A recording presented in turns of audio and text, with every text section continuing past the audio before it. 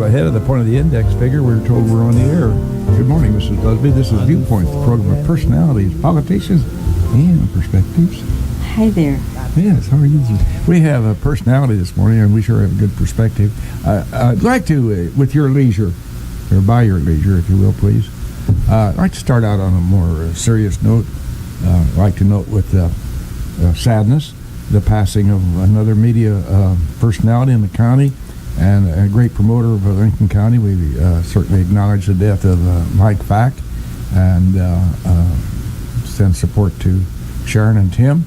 And on that note, kind of will seg in with your pleasure, and without your pleasure for that matter, seg into kudo.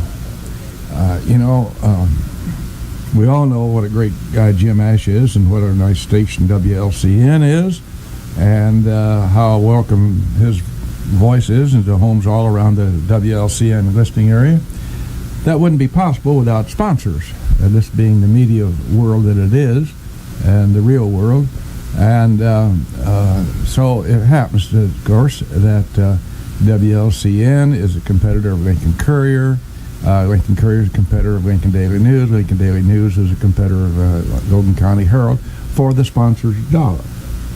And sometimes competition is on top of things, and sometimes competition is less than what you would like to have.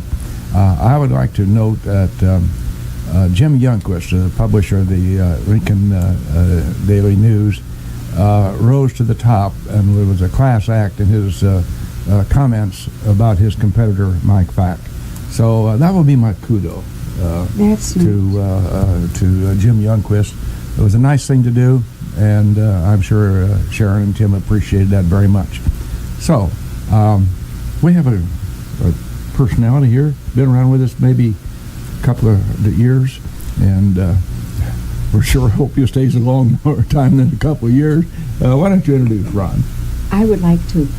Ron Keller is the curator of the new museum at Lincoln College, and it is state-of-the-art. When we saw it before its completion, my daughter said, well, this is better than the one in Springfield. Mm-hmm. And it's a different approach to it, and to Lincolnia, and it's really exciting. And the support for it, somebody the other day said, how do they get to build something like that? And I said, well, for one thing, they had the soiree, and the proceeds from that help. And as important as that is, keep it going. And the soiree is darn near here. Mm-hmm. Yeah. And as important as it is, that building would not have been built without a lot of people across the board reaching down into their wallets and checkbooks, not only for immediate, for some for long-term pledges, and to them we're eternally grateful. But that has really been, as we work with Ron, Gene, and I, as volunteers, it's a joy to see the comments and meet and visit with people as they come in to visit our new museum. So, Ron, perhaps we could seg into this by asking you to repeat the influx of visitors that we've had since we've opened up the new museum. I'm happy to. First of all, again, thanks, Bill, Judy, for having me here. And I want to interject also, adding on to what you said about Mike Fack. I tell you what, he's, along with this radio station, WLCN, Mike and the Herald and the other newspapers have been great supporters of our cause through the years, they sure have, and helping to promote our museum. And so he certainly was someone who was a personality, to use your word. Yeah, we definitely will miss him. But yeah, the museum, I think the last time I was here to join you, I think we were on the verge of opening this brand new museum, so I'm happy to be back here to talk about what's happened since then.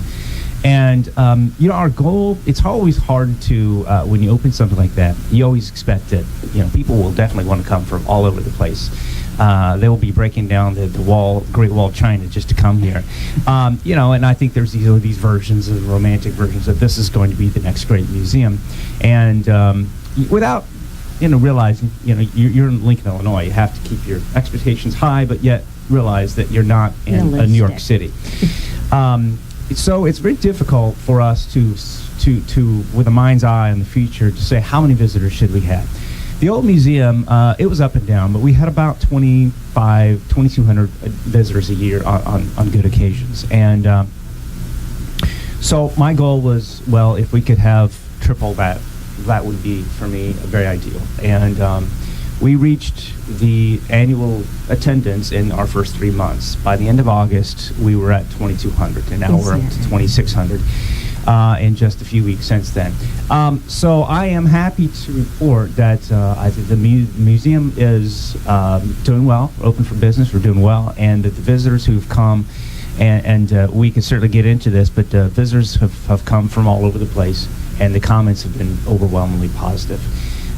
We are, I guess, here at this museum not just to talk about this one person, Abraham Lincoln, but also really to promote a story of who we are as a country and who we can be as a people, because the character qualities of Lincoln are something we really emphasize in the museum. The character qualities of intellect and perseverance and ambition and all those sort of things. Honesty. Thank you. I was trying to grasp for the other one. Those sort of things that I think we all embrace, no matter our race, color, creed, country of origin, language. And so that is something that we felt that we needed to promote, and it's worked. And it's made us different. And people really sense that. And so to know that we're a museum in which people come and to get a sense of the past, but also a sense of the possibilities of what one person can do and the legacy that a person can leave, to me, I just think, wow, that's what a museum can do. That's powerful stuff. And so that's really our mission now, and I think it's really something that we have felt that visitors have come away with, students as well as adults. Ron, do we have more foreign visitors in our new museum than we were used to having in the old museum? I asked that question because I always step to the register and when I come in there and look and see who's been there. And it's not unusual to find foreign visitors, particularly European, and it's a kind of an amazing thing.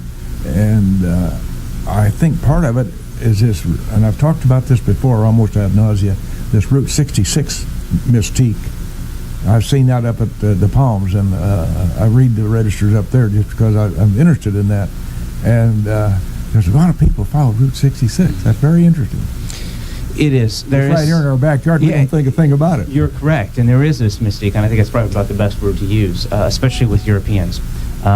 It is something that these people, there's an iconic nature about Route 66 that I think they enjoy more than we do, and it floors me too to know these people will go to all expense, have their car shipped over, while they fly, and then pick up the car somewhere in Chicago and drive all the way to LA and then do the same thing, have the car shipped back. I'm like, I can't believe that's, I'm going to reach in my wallet and take out the money that's going to cost. Kind of out of our element, isn't it? Correct. And so this Route 66 Abraham Lincoln combination, which is a weird combination in the outset, is something that I think that Europeans really do enjoy.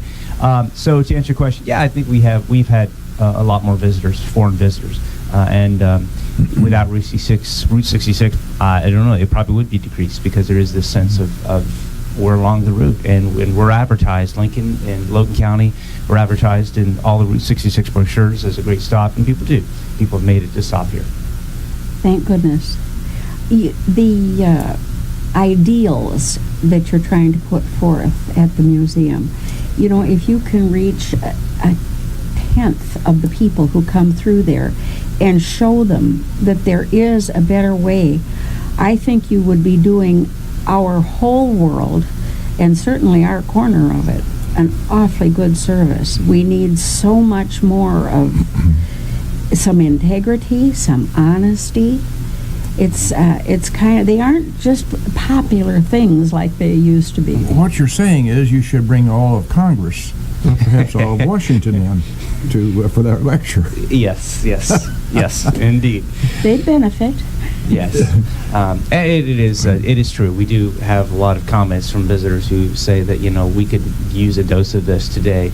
And perhaps that is where history and this lesson of Abraham Lincoln comes in very, very handy. As the worse our impression of government seems to be, the more we need history, and the more we call to the fathers of our history to see what they did in crises. Certainly there are parallels that could be made. And Lincoln said in the middle of the Civil War, the dogmas of the quiet past are inadequate for the stormy present. And sometimes that might be true, that Lincoln didn't face an age of terror, for instance. But on the other hand, I think that the qualities that we're talking about, honesty, perseverance, ambition, are timeless. And there are things that any person in any generation can at least practice and emulate that. I think that would go a long way. And so, this is Viewpoint, and certainly politics comes into play with Viewpoint, and I'll stay away from that for the good of the cause. Well, we're but fair and balanced. You're correct. Or unbalanced, I should say. Yes. I meant to say unbalanced. Yes, but certainly I might send this brochure to whoever the next governor is. You might take a lesson from Lincoln just to stay out of prison, whoever this next governor might be. Love We're it. happy to have you come here and see our museum. So. Ron, we have a lot of Fulton County folks who are within our listening area that have not had an opportunity to come and take a look at our museum, and we really can't urge you strong enough to take some time, set some time on your calendar to make it a point to come in there. So let's talk about the hours, and also, if you will, Ron, describe the second floor, because that's the gem of our museum. Yep. Thank you. And we're open 9 to 4, Monday through Fridays, 1 to 4 on Saturdays. We tell people you don't need an appointment. You don't need to call ahead unless you have a group of 15 or more. We do request that. And $5 admission, $3 for youth. 2 floors, 2 levels. The first floor is mostly artifacts and items that used by Abraham Lincoln, 19th century items, a lot of Civil War broadsides and pieces that belong to the Lincoln family, a lot of stories that relate to those items. So people who want to see the real items, the real things, first floor is there for you, kind of like our old museum, but much fancier. The second floor, as you talked about, that's where the interactive design. You go through Lincoln's life, and you kind of walk in with him as he's recalling his memories. And when you touch items, these items, then that's when you touch an item, for instance, a quilt, that's what brings up the audio or the video or images. And it's a really interesting way, because I think a lot of times we're like that. If I touch this clock, which is in front of me right now, if it's a clock that's sentimental to me, every time I touch it, it's going to bring back memories. And that's sort of what a visitor's doing, is they're walking through Lincoln's memories, touching items, sort of evoking the memories that he might have felt, or voices that he might have heard, or things he might have seen. And so that's about an hour and 8 minutes when you kind of go through 13 different rooms, walking with Lincoln through his life. How did you ever come up with this? Had you seen something on this order once and thought that's what you'd like? Or, it's so unique. I think I've just never heard of anything like this. Well, if I'm going to practice what I preach, I'll practice honesty and say it's not my idea. So honestly, it's... That's not what you told me. Yeah. No, Taylor Studios out of Rantoul is our creative right force. in our own backyard. Right in our own backyard. An international company that is one of the best in the business. And so they came up with this great design. To me, it was a little creepy at first, because I'm thinking the first thing you do is you go in upstairs, you Lincoln is shot, nothing graphic, but then you walk through his life, and the last thing is that he dies. And I'm thinking, this is just weird and morbid and creepy. But the more I thought about it, I thought it works, because the sort of life review that a person may experience between the time that, they're passing away. We read all these stories about, someone kind of looking down on their bed, as the doctors are attending to them or whatever. And so there's enough evidence to say a life review. So, hey, why not? So that is something that we thought, let's do this, because it's not done in another museum. And the thing is, you've got to do something. You've got to have an approach in one that's different than any other museum, but something that also will get people to think and be like, wow, that's, museums have to wow people. And I think that has a wow factor to it, that people are like, oh, I got to go see how that works. And then we've had many visitors who've come back a second or third time. They said, now that I know what it's like, I picked up the things I didn't pick up the first time. I bet that's true, though. Yeah. Because it's so unique, it's probably so surprising as you go from room to room that you're kind of in the business of being awed so that you can't absorb the whole thing on the first trip. Right. Well, in essence, you're kind of taking Lincoln's life in reverse from his death backwards. In a way you are, yeah, because that's the first thing, yeah. After he's shot, you do kind of go through a chronological look at his life, but in a way, you do that. We tell visitors when you first come up here, because you can always see visitors when they come upstairs, the first thing you see is sort of the outside the box of Ford's Theater, and you can always see them like, okay, it's not what I expected, if they don't know anything about it, that Ford's Theater, wait, we're entering when he's at the end of his life, the beginning of the end, not the end, or not the beginning itself. And so, you're right. So I'm going to set the tableau with your permission, Mr. Keller. When you walk into that room, as you indicate, you're stepped in just behind the box at Ford's Theater, and it's a well-known story about the assassination, obviously. And you can hear that it's the little things, and that's why I wanted to mention this. It's the little things in that little tableau. You can hear the actors on the stage in the background, and you can hear the audience interacting and laughing and so forth. And you see Mr. Lincoln turn to Mrs. Lincoln, and about that time Mr. Booth shows up, and wham! It's a whole Boffo start. It really is.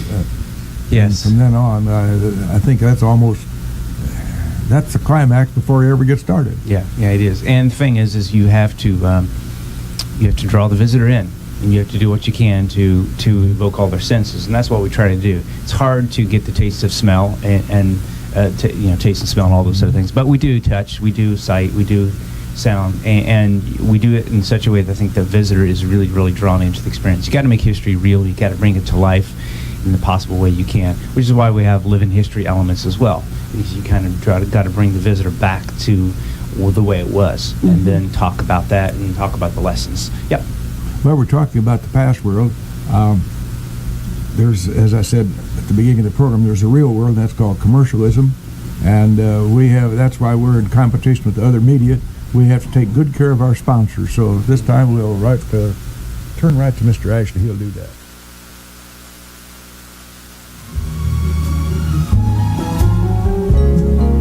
And with a deft flick of the switch, Mr. Ash has us back live in the studio. The program is Viewpoint. Our guest this morning is Mr. Ron Keller, Professor Ron Keller, and also the curator of our wonderful Abraham Lincoln Heritage Museum. We were discussing our new museum during the early part of the program, and we have a fundraiser coming up very, very soon.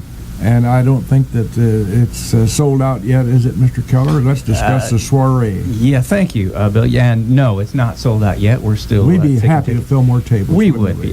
This is the annual Grand Soiree. It's been called the best party in town. The best party in Logan County. It is a once-a-year event in which we raise money for the Lincoln Heritage Museum. As we were talking about in the first part of the program, yeah, it takes money to do anything like this. And so this is our event to raise awareness and to raise money, and also sort of to show the community that we like to show a good party. So it's the annual Grand Soiree, September 27th at the college, at the Jack D. Nutt Arena at the college.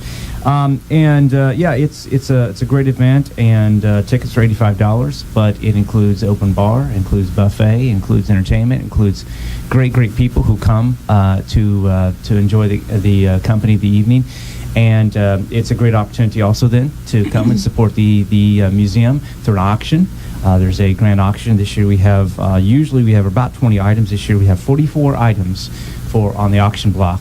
Well, so it's really a great opportunity to come and have a great evening. The auctions are always fun. Everything from food, because we all love to go out to restaurants, to art. We actually are focusing this year on local artists. And we have about 5 or 6 different artists who will be here showcasing their work, and who've generously donated this for the art event. And as well, you talked about sponsors. I should take it a minute to thank our sponsors who are sponsors. We have an event sponsor, Edward Jones, for this. We have Cisco, who's helped out quite a bit from time to time. They're helping out again. Samuels Jackson Schroeder and Sly Law Firm out of Decatur. Town and Country Bank as well. We have quite a few table sponsors. Bill and Jean Gossett, actually, I think you may have heard of them. Our listeners may have heard of them. Are sponsors as well, as they've been in the past. So we have a great many people who really support us in this cause, and we're very, very appreciative of them. Could you define the word soiree? It's a French term, which is really a gathering, social gathering is what the essence of the term means. We don't do anything French other than have the name. There's no French fries, no French kissing. But if you do that, you do it on your own time. On their own time. That's where the term comes from. It actually used to be called the Grand Levee, which when the soiree first started, which was the term which was used in Lincoln's time. And that was what Lincoln called his gatherings. And by the way, the menu is inspired by Lincoln's second inaugural. We're having baked quail, which you've never had before as well. And most people who I've heard said, I've never had that before. So that's on the menu as well. Yeah, now, the menu alone should attract people. Yes, it does. Yes, it's a great deal. Levee was a word used for party, wasn't it? Correct, yes. Yeah. Yes. Right. I was going to ask you about the dessert that's traditionally served at the soiree. The Mary Todd Lincoln cake is what I'm assuming you're referring to, right, Judy? Yes. That is a recipe that is, at least as far as we know, borrowed from the cake that was served at the White House that Mary Lincoln loved. The base of the cake is coconut, so if you don't like coconut, sorry, you're probably not going to like this. But it is really, really, really delicious. It's a staple of our soiree. It has been. It's actually also an item we also auction off because people do enjoy the cake if they like coconut. So it is. It's something we have to have every year because people request it. Right. Now you have a volunteer corps. Bill and Jean, for instance, are part of that. And I know a couple of your other volunteers as well.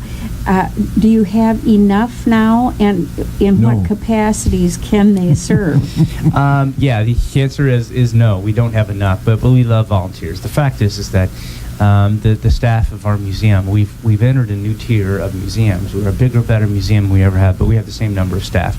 And Ann Mosley is the assistant director, who does a very, very fine job.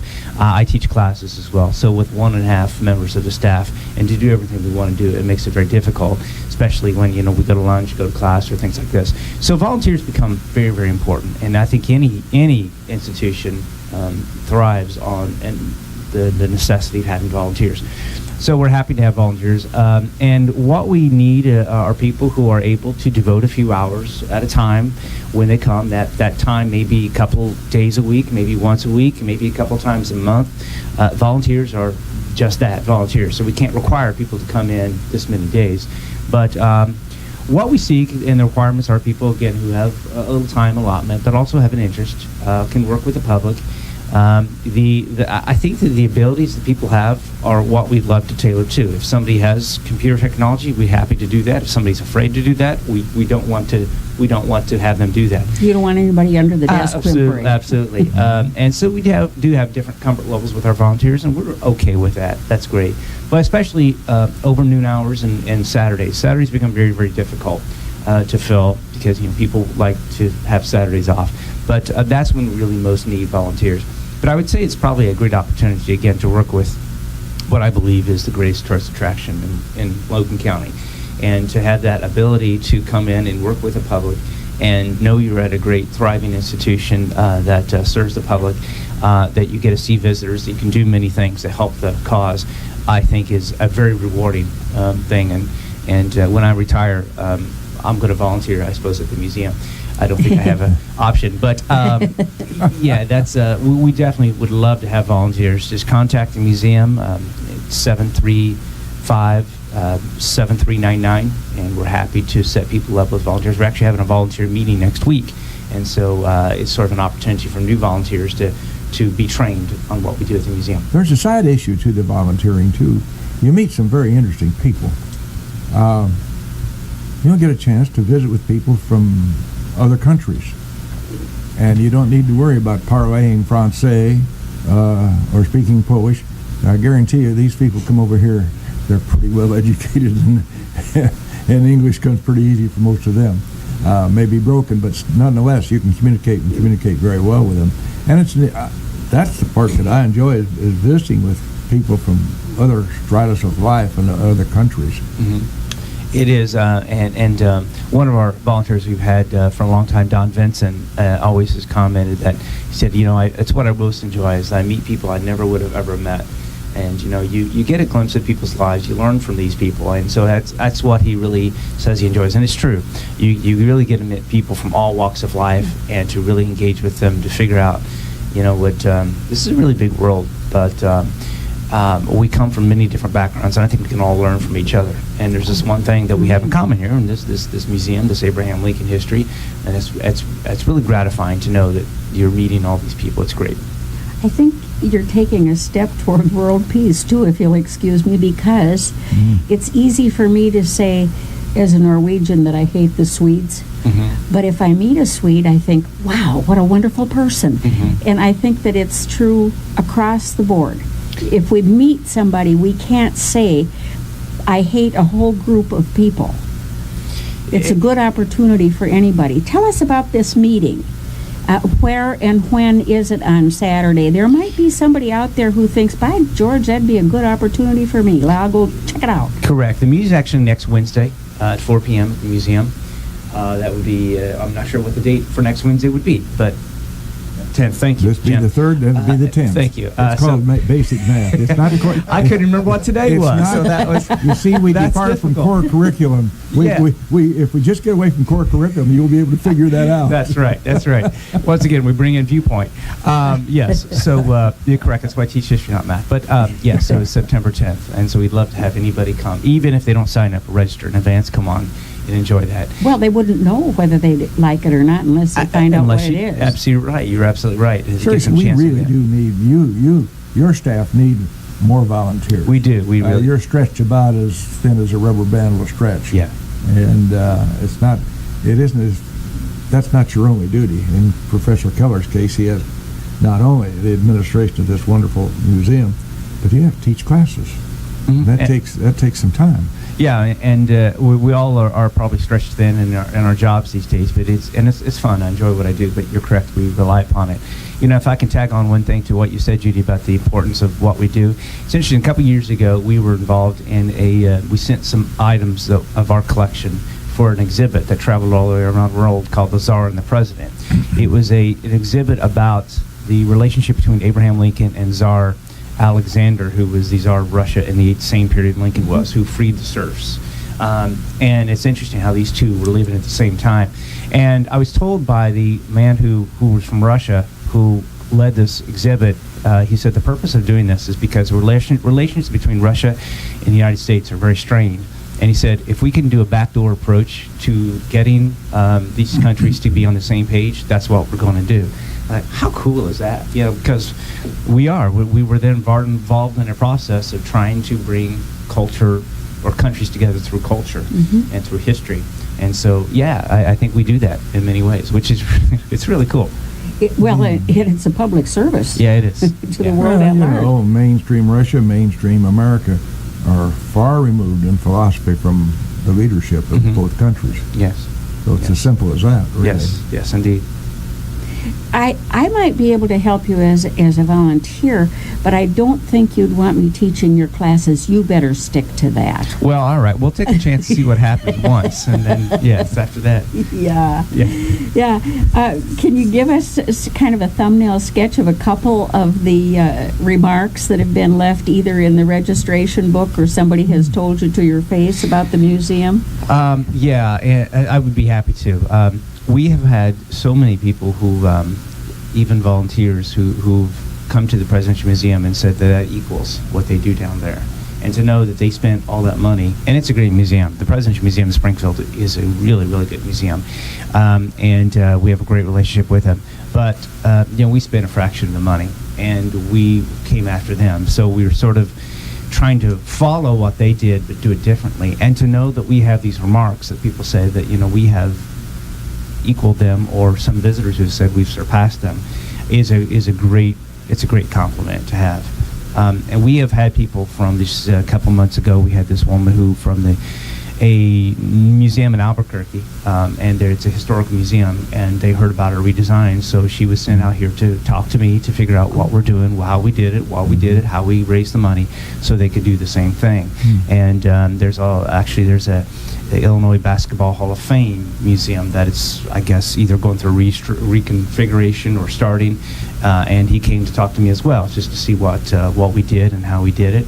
So that's, I guess, nice to know that we're beginning to take a leadership role in now setting the stage for future museums and what they can do. The type of technology that was used in our museum is the type of technology that's used in amusement parks, but now is being used in more and more museums because they're kind of looking at us to see how this work out for you. Well, it worked great. Well, maybe we should begin to investigate this further. So to know we're sort of, we're setting the stage for other museums is good to know. So really, this was then the first of its kind, or among the first? I think we merged a lot of different things together, and that maybe made it one of the first of its kind. I mean, I think everything we do maybe in some ways been used before, but there are things I think together. Yeah, but not together. I think that makes us very, very unique. And I think it's those sort of just behind-the-scenes things that I think most visitors probably wouldn't ever realize because they don't pull back the curtain and see the technology. They just enjoy the show. And that's fine. We want them just to enjoy the show. But to be honest, there's a lot of things that went into this that we felt that let's be cutting edge, because you have to be. Again, any museum, like anything else, has to be new, refreshing, and very cutting edge. And so I think that's something that, and when you're cutting edge, you take a risk, because this may not work the way you envision it, but it has. Well, we can also inject a commercial, if you will, please. You have a number of artifacts, well, not artifacts, number of items, I should say, certainly not artifacts, but copies thereof, for sale in this museum. And looking ahead to the holiday season, which is a long way off, but Easter they start putting out Christmas decorations today. It's not untoward to suggest that perhaps you're looking for something for somebody special. They can find it right here out there at our museum, in our gift shop. Yes, we have everything from books, and books continue to sell very well, which is nice to know that the public still likes to read. People are reading. Well, that's a good sign. By the way, Ron and Judy, we've been taken to task, and rightly so, for not announcing our station number. So for the both of you who are out there might want to call in. It's 648-5510. 648-5510. Seriously, somebody might have a question or comment for Mr. Keller. He's a great asset to our college and our community, folks, so we're happy that he gives us his time. He has to hurry back and teach a class at 10 o'clock this morning. To continue your question, we have busts as well, and those sell quite well by a lot of women folk who come in who want to surprise their husbands who have a big office that you can put a nice Lincoln bust there. Those actually sell very well for that purpose. From the trinkety things like little pennies to earrings, those continue to sell quite well. Bookmarks, postcards, Lincoln dolls, Lincoln hats, Civil War hats, Civil War soldiers for the kids. So we do have a number of things for all different audiences. We one day that Gene and I were there, we had an interesting group. Let's talk about the Mormons that came in 2 busloads, as I recall. And if I'm correct, Ron, they were all a part of an extended family that they were related. And I thought that was very interesting. I found out in passing, visiting with them, that they all met in Chicago, came into O'Hare and wherever they came from. So go ahead, if you will, tell us about that. I thought that was very interesting. It was interesting, and you're right. It's a big extended family, and just to show that extended families can get along, yes, this is one example. And so they were on a trip. They were doing many different tours, especially with little folks too. Yes, they were all of all ages, and they really, really enjoyed our museum. And then they were going from here, I think, to Nauvoo, to being Mormon. That would be a sort of a sight you must see. But decided to make this part of their tour. We have another Mormon group also coming up in the future as well. It's not the same family. And so sort of their cultural / religious things they do. And that's really great to see. Speaking of big families, essentially last Saturday we'd had a big family come in, part of them from Wisconsin, part of them Missouri. They decided to meet for a family reunion in Lincoln, and swam at a local motel, stayed in the local motel and swam there, and decided to make our museum their big attraction. So they spent about the whole afternoon in our museum and again, kids of all ages, from kids to seniors. It was really it's great to see, and that's, if we can be host a family reunion, by golly, and kids get educated, I'm all for it. That's a twofer. Yeah, it is. It is. So And I think that's what. commercially has steady benefits from our museum, because we do have people that come in and stay, and they buy gas and they go buy Correct, food correct. and so forth. So. Yeah, and that's what we like to emphasize, is that the economic impact of this is not just a museum. We're not just here for ourselves at all. We never believe that our museum is about our museum. It's about, as we've talked about before, it's about, telling history, imparting history, but also changing lives. But it's also a cultural and economic benefit to this community, and we've seen that. We have more and more visitors who say they're staying in our motels instead of going down to Springfield for the night. And if we can make them stay longer and give them the opportunity to spend money here in this county, and it's not just about the money, but of course that certainly helps. That's something that, again, we feel very good that we're doing, is to help this community grow and develop and progress. And so in many ways our museum has become an economic driver for the community, and we're happy about that. I bet you get like two kinds of visitors. One kind would be me, who's technologically impaired, but I love history. But then my counterpart here, Bill, he's a technology geek. He has all the toys, and he knows how to make all of them work. It's a wonderful thing. Do you find that true, that some are just wowed by the technology and some are wowed by the history? Oh, yes, definitely. And yeah, by the way, Bill has better gadgets than I do. But the fact is, yeah, that's kind of one of the reasons why we developed the museum the way we did, is because we did a lot of surveys of people in our museum. And we found that people in our old museum, which we had absolutely, the biggest thing to technology we had was a light that you could turn on and off for the lights in the museum. But it was nice, Ron. It was nice. We mustn't. And we had people who come in and would enjoy that, who were historical purists, what we call, who just wanted to see items, and that's just don't impress me. I don't want to see the flashy things. I just want to just get the history. But the reality is that's not the case. Museums change like everything else, and so we had to get with the technology. But we try to make the technology in such a way that it's not so overwhelming. It's not something that you don't put your hand on it and move things, and big things come up, and like virtual world. It's not a virtual world at all. It's still technology, which is, I think, something that could adapt years ago. It can adapt today, and it's something that's not going to go out of style in the future. And but yet, for people who like technology, it's just enough, I think, that they say, okay, I feel at home here. And that's why we have two different floors in many ways. And there's no test at the end of your tour? No. Well, we may start that, just to see if visitors are paying attention. No, we won't. Yeah. Our guest this morning has been Ron Keller, representing our new, wonderful Abraham Lincoln Heritage Museum, and also representing Lincoln College and his guys as a professor. Ron, we appreciate you taking your time to join us this morning. I know that your schedule's pretty full. Well, it's always a pleasure to be here. I really always enjoy this opportunity, so thank you. Thank you. Well, we thank you for being with us. We always try to close with a quote, and here's one that Mr. Lincoln's purported to have said. And if he didn't say it, he was as good as Plato, I can tell you that. This is pretty profound. A person will be just about as happy as they make up their minds to be. And if old Abe said that, kudos to him. Correct. Thank you for Viewpoint.